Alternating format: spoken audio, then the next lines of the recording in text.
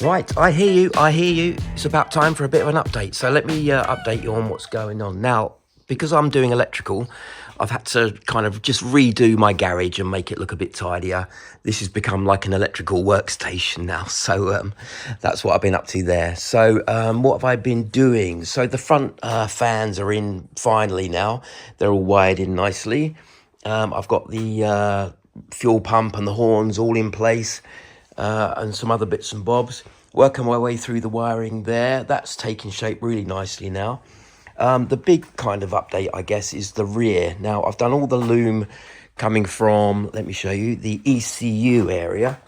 That's all wrapped up nicely, and that's all wrapped up going up inside the wheel arch here, tucking inside the frame rail, and then pops out the back there. So I've got all that kind of finished now, which is great.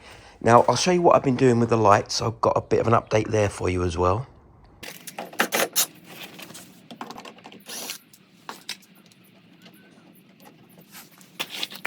So what I've done here is very basic, really, and it's not my best work, but it will do for now. So I've got some aluminium separation plates there. They're hot glue gunned into position, and they're nice and sturdy. They're not going anywhere. Made sure they were a nice snug fit. I've got a brake and tail in LED form there, and that is to keep the heat down in this area. I'm going to revisit this at a later stage. I think in hindsight, I should have just grafted in an actual proper Porsche kind of bulb housing kind of thing. It would have saved a lot of hassle. So we've got the stop and tail, we've got the reverse, and we've got the indicator there, and then just some reflective aluminium kind of tape there. Now, I'm not sure the tape is going to stay stuck that long, but we'll see how that goes. I'm going to have to revisit this, I think, at some point, but it'll be all right for now. What I've also done is got some small motorbike LED lights there for the number plate. That, again, that might be something I have to revisit. Now, I couldn't fit them up there, which is where I wanted to put them, just because there's no room to pull the rear bumper out because it would just get in the way. So that was what I'm kind of doing. That's just what I'm doing for now. So that's that done. I've got to wire them in properly yet. I made some kind of wedges there out of wood for the reflectors. They're all right for now. And we've got the rear fog light. Now, that is a bit bulky, and a few people picked up on that on the Facebook forum. So what I've done is, let me show you. So if we look down here, I've got a genuine 911 Hella fog light. It wasn't cheap, but, you know, it's quite a visible part of the car. So I'm going to be replacing that with this, and yeah, that should look a lot nicer. So one thing I haven't got yet is reverse lights. Now, I've got them kind of all fitted nicely, but there's no actual switch on the gearbox. So what I need to do is fit this switch unit. So when I stick it in reverse, it clicks this plunger and makes a contact. So that's what I need to do. So I'm going to jack the back of the car up, see if I can get this in the front of the gearbox.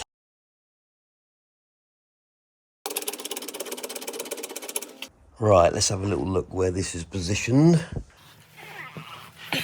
It's right at the front of the nose cone here. Yeah, there we go. There we go, that one there. Right, I'm so limited for space in that area that I can't use that. I can't get a tool on the back of that. So I'm going to try this, just a 10mm bit of Allen key. Allen key? You know what I mean. With a ratcheting 10mm spanner, and hopefully I can get on there and kind of get it undone. Because I might struggle with leverage on such a short spanner, here's a good little trick that I learned in the motor trade. You can link two spanners together like that, and it gives you much more kind of lever force. Yeah, quite handy.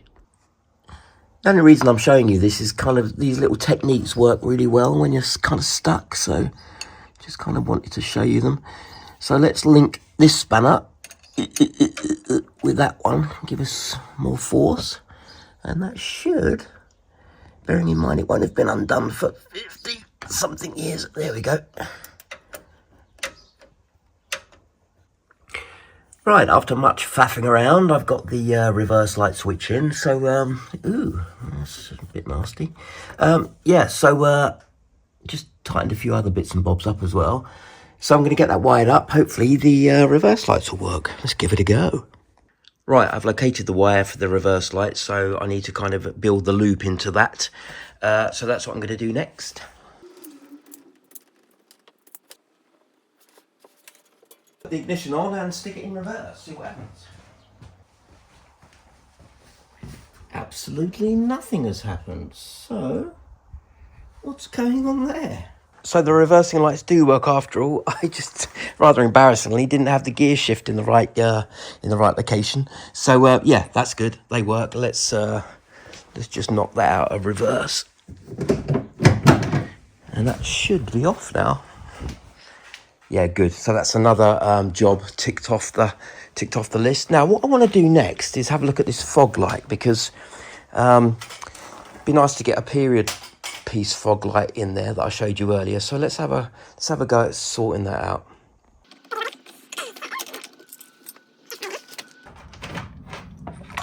Now this fog light is supposed to go there, but obviously I've got an exhaust sticking out there, so it can't go there. It can't go the other side because that's not UK MOT legal. It can go in the middle.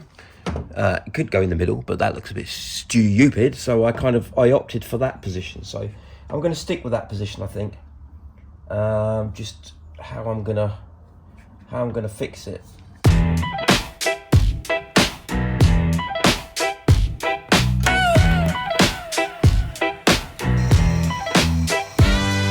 What a journey, nearly 4 years, and fear not though, I'm up for the win. Grab a gin and let's rattle through, jobs done. My son, rear lights partition, indicators were vindicated, fog light glowing, reverse was contorted, now sorted. Yeah, I snorted, but one out, wasn't run out. Number plate LEDs, smaller than your finger, don't balk. I think they look okay for now anyway. Siliconed and splash-proof clusters. Water can muster but never enter the centers. Kind of wet electricals, can we? After this symmetrical technical spectacle. So much to do, so little time. Every job extends into a lifetime. A cost a dime, 1,000, but that's no excuse to polish poop and make a hash. Fix it proper, do it right. No corner cutting here, you hear. So it makes sense to show you this as well while I've got the back up in the air. Silicone sealant on all the backs of the bulb holders. There's absolutely no way any moisture can get in there now. Well, I don't think there is anyway. And what I'm going to do, I'm going to put some sort of splash guard up there anyway. Right, that's a fog light wired up. Let's see if it works. Woo! I think I'll just brace the top there like that.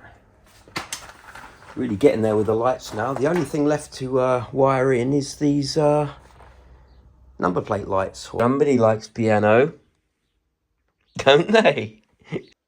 Right, I'm back in the vehicle. Just sorting out the wiper motor now. Negative, low speed, fast speed, and park functions, I think. So I'm just going to wire this in now, see if that works all right. Switch. Slow, fast, and park.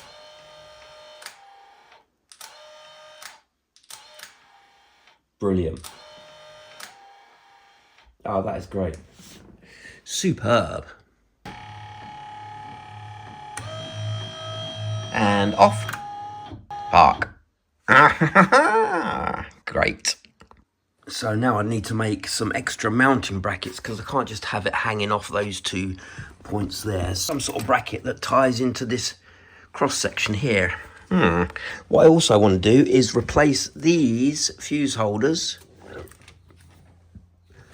with these fuse holders. And the reason for that is that I'm going to do some cutouts there, some rectangular cutouts, and have the fuses visible on the other side. Yeah, so I think that would look quite smart. So yeah, lots to do. So I think it makes sense to kind of have the fuse boxes next to each other. I should have put my phone on a tripod, I'm sorry. Sort of like that, rather than stacked on top of each other. Now, I think that would look quite good on the other side, stacked on top. But I think from a practical sense, and accessibility for wires behind that. I think I'm going to do one next to each other like that and that, I think. So what I'm going to do, I'll show you what I've bought.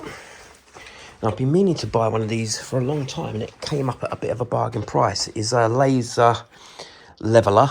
Let's get some batteries in there. Positive, negative.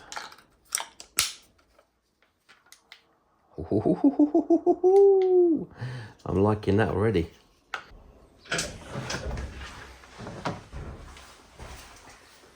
Right, that gives me a datum point, a nice straight point to work with.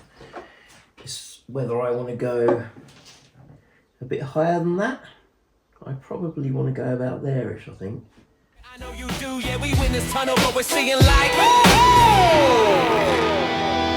Wiper motor wiping, arms sweeping, screen clearing, no sleeping. Fuse boxes in, grab another gin, take a sip, win for the win. Now gaining traction, like Bond, I'm shaking and stirred to action. Consulted Q, he wanted missile launchers. I said okay, fit two. A drinks hold and an ejector seat too. We're in a tunnel 3/4 through. I'm in mine, you're in yours too, no doubt. Shout out, eyes up, look ahead. Yes, that means you jump up, crack on, work hard, don't stop. There's a vision that needs finishing you up for the game. Yeah, sure you are. Show us what you got, then you got a lot to offer. Peace out.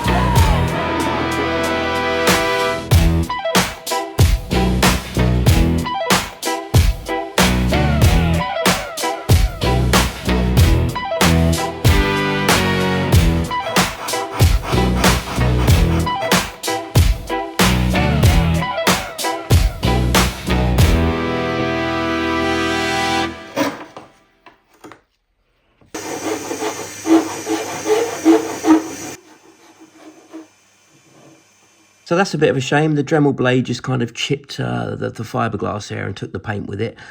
I'll just touch the end and I think we're good to go then. Right then, just going to do my best Bob Ross impression. We're just going to lightly brush in the clouds like that. That's right. Just tickle the clouds in there. And then we'll just touch in the mess that we've made on the old fuse box area. That's right, just touch it in. Is Bob Ross Australian? I've just given him an Australian accent, maybe he's American.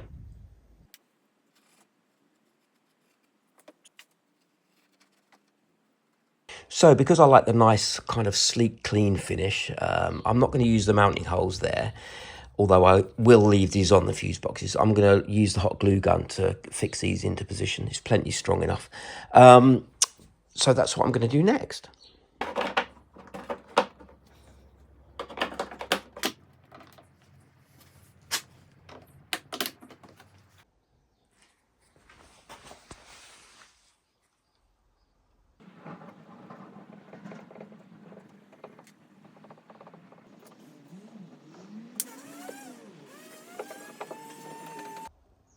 So I went a bit bananas with the glue, but anyway, that's fine. Proper secure, really nice.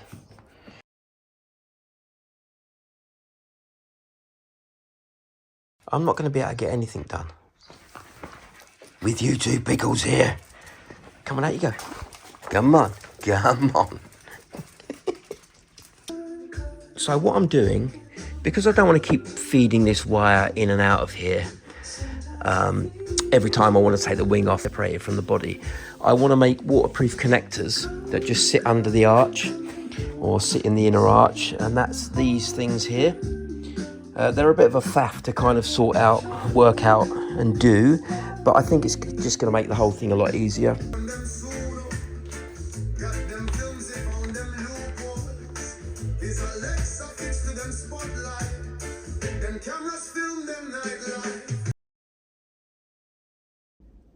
So I think this is a fairly natural stopping point for this particular episode. It's not mega exciting, but just thought I'd give you an update on what's going on.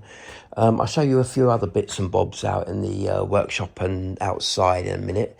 So I've got the dashboard to finalise. I want to get the screen in, but before I get the screen in, I need to run a little bit of vinyl up on these A-pillars first. What am I doing next? So rather annoyingly, I've just done the connectors for this headlight bowl. Hopefully I won't drop it on the floor because I've got one hand.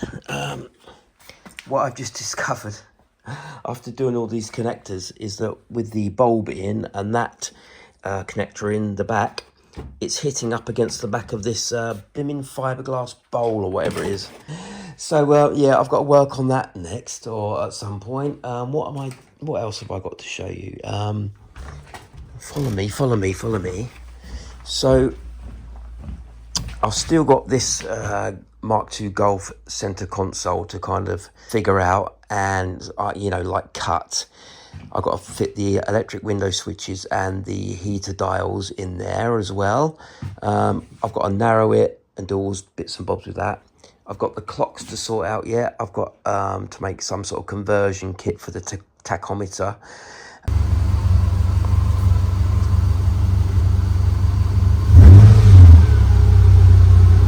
And, the other bits and bobs, they need sorting out. The bonnet still needs finishing, so I haven't been putting that off, honest.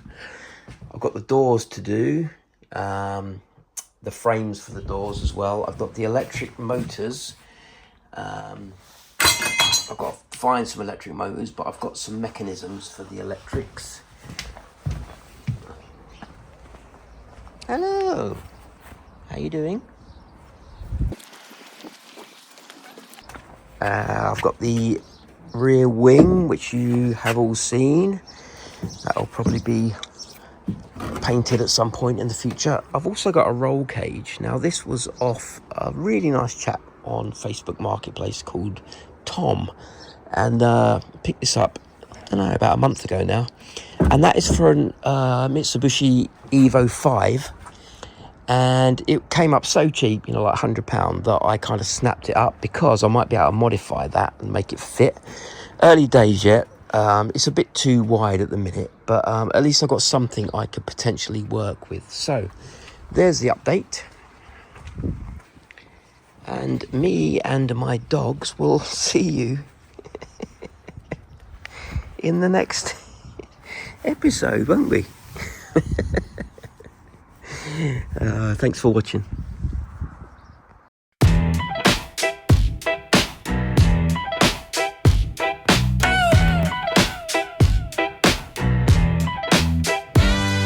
What a journey, nearly 4 years and fear not.